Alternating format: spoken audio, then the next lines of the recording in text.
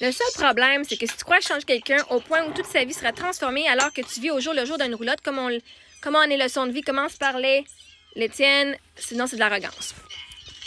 Moi, je suis coach de vie, d'amour de soi et de mindset.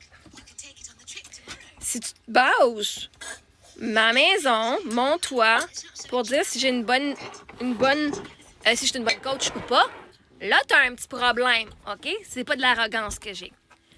Moi, je travaille avec du monde, là, que pour eux, ils s'aiment, comme si on va sur une échelle de 0 à 10, je m'aime inconditionnellement, 10 sur 10 étant je m'aime à la folie, puis 0 c'est je m'haïs. La majorité du monde avec qui je travaille, c'est du monde qui sont un 3 sur 10, 4 sur 10, 2 sur 10. OK? Moi, je suis pas ici pour te manifester une nouvelle maison, puis whatever, OK? Moi, je suis ici pour que tu deviennes un 10 sur 10 en amour de soi. Puis gardons ça dans une session de 1h30, parce que je mets 2 heures, parce que c'est arrivé très rarement, mais je l'ai fait une couple de fois, j'avais des sessions de 2 heures. Mais d'habitude, entre 1 heure et 1h30, c'est pas mal le top. Ben, en 1h30, la personne qui est partie à un 3 sur 10, maintenant, elle sème un 8, 9 sur 10. Et quand que tu es quelqu'un qui saillit un 3 sur 10, qui sème un 3 sur 10, c'est pas gros, là, ça veut dire que tu taillis un 7 sur 10, ben, comment tu vas voir la vie? Comment tu penses que tu vas voir la vie? Morose, tu vas chialer, tu vas dire tout est de la merde. Littéralement, toi, tu penses que t'es de la merde. Littéralement, tu penses que t'es de la merde. Si tu crois que t'es de la merde, qu'est-ce que tu penses que tu vas attirer comme circonstance? Un boss qui te fait sentir comme la merde, des relations amoureuses qui te font sentir comme la merde, tes enfants vont te faire sentir comme la merde, tu vas te sentir comme la merde en tout temps. Même si je te fais monter à un 5 sur 10 que tu t'aimes, déjà en partant, tu vas dire « Oh, ben attends un petit peu. » Là, en plus, c'est rendu un 8 sur 10. Vois-tu, moi, je change ta vie de l'intérieur. Et là, quand tu dis « Oh my God, j'ai de la valeur », ben là, tu laisseras plus le chum qui démontre que t'as pas de valeur. Il t'en démontrera plus parce que tu le toléreras pas. Tu vas arrêter de tolérer de l'abus, tu vas arrêter de tolérer la négligence, tu vas arrêter de tolérer du monde qui rit de toi, tu vas te respecter plus. Et quand tu vas te respecter plus, aussitôt que tu t'aimes, tu viens de changer ta vie au complet. J'ai pas dit d'aller changer ta maison, j'ai pas dit d'aller changer de chum, j'ai pas dit d'aller changer d'auto ou de carrière. Sauf que tu vas t'aimer. C'est ça le plus important. Toi, si tu penses que tu changes tout pour avoir tout de différent autour de toi, c'est parce que c'est de l'amour de soi. Pas l'amour de sa maison, pas l'amour du chum, pas l'amour des enfants, l'amour du boss, l'amour de soi. Et si tu penses que de passer à « je suis un fardeau, tout est ma faute, je suis à blâmer pour toute la misère de tout le monde, je me sens coupable depuis 40 ans », à « oh my God, mais t'as raison, j'ai de la valeur. Oh my God, c'était pas de ma faute ça, j'étais assez tout le long. Et je suis assez. Je suis pas moins que rien, je suis assez. Juste ça, ça transforme ta vie pour le restant de tes jours. Parce que là, tu vas voir la vie comment. Si tu t'aimes, là, tu penses-tu que tu vas aller passer ton temps à aller sur les posts des gens puis bitcher « Oh my God, t'es bien une mauvaise mère. » Non. Parce que ton miroir, tu vas dire « Oh my God. » Ils font leur meilleur, ils font du mieux qu'ils peuvent. Mais de toute façon, tu te sentiras pas bien d'aller blaster le monde sur leur page parce que tu te sens bien en dedans de toi. Fait que moi, moi, vois-tu? Moi, v'là 8 ans, je pensais que j'étais un fardeau, que je méritais pas d'être en vie, que je pensais que j'étais la pire mère au monde. Pourtant, je faisais tout comme du monde.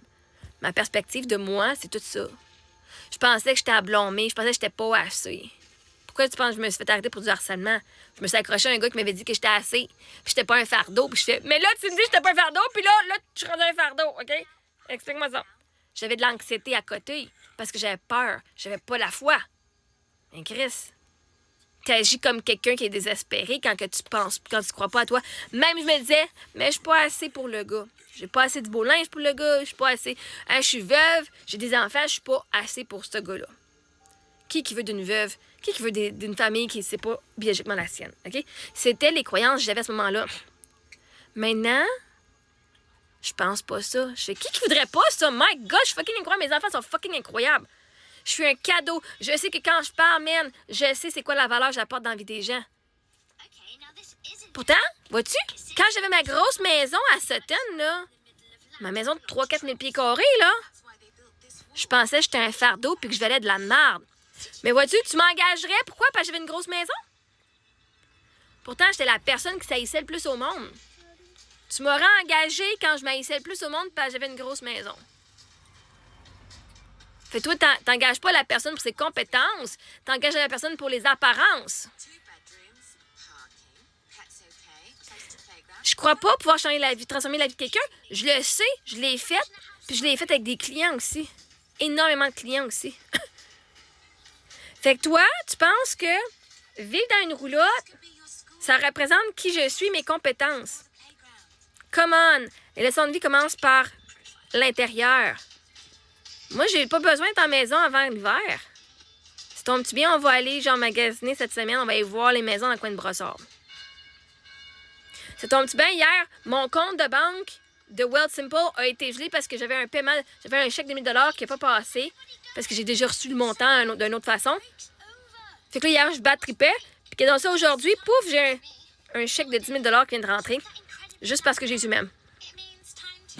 Et je remercie Mélanie et Jésus et Dieu, juste parce que elle voulait avoir une différence dans ma vie, puis j'ai dit, my God, j'ai donné l'argent que j'ai besoin pour me louer une maison comme du monde, sans que j'aille douter. Hier, je doutais. Hier, je stressais. J'ai dit, non, c'est quoi? La vie va toujours m'emmener ce que j'ai besoin. Il me restait 125 pièces dans un compte hier, 125 pièces dans l'autre compte.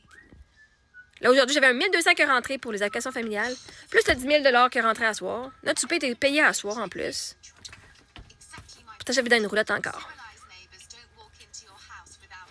Toi, si tu as besoin de voir une maison pour décider si la personne va t'aider à t'aimer, vois-tu, moi encore, je suis encore meilleure que quelqu'un qui a une grosse maison. Pourquoi?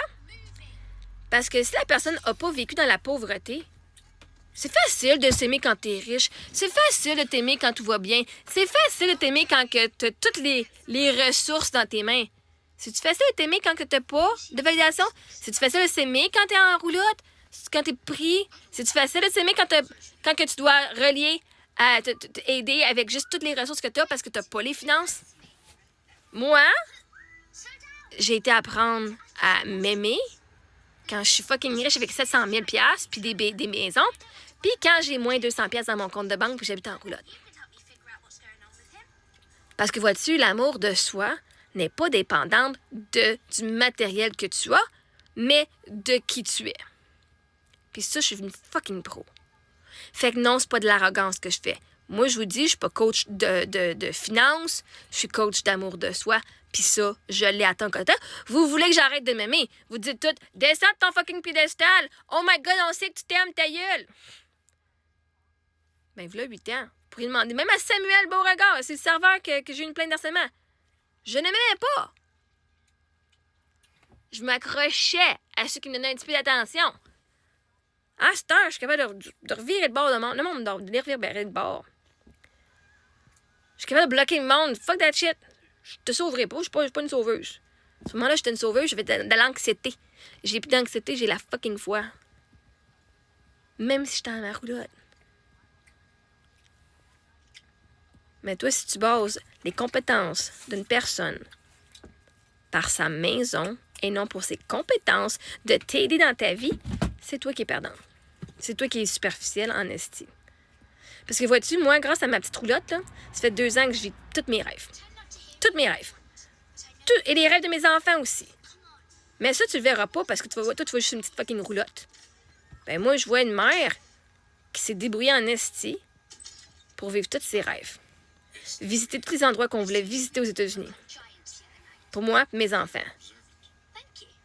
C'est correct. L'arrogance, ça serait de dire des affaires qui sont pas vraies.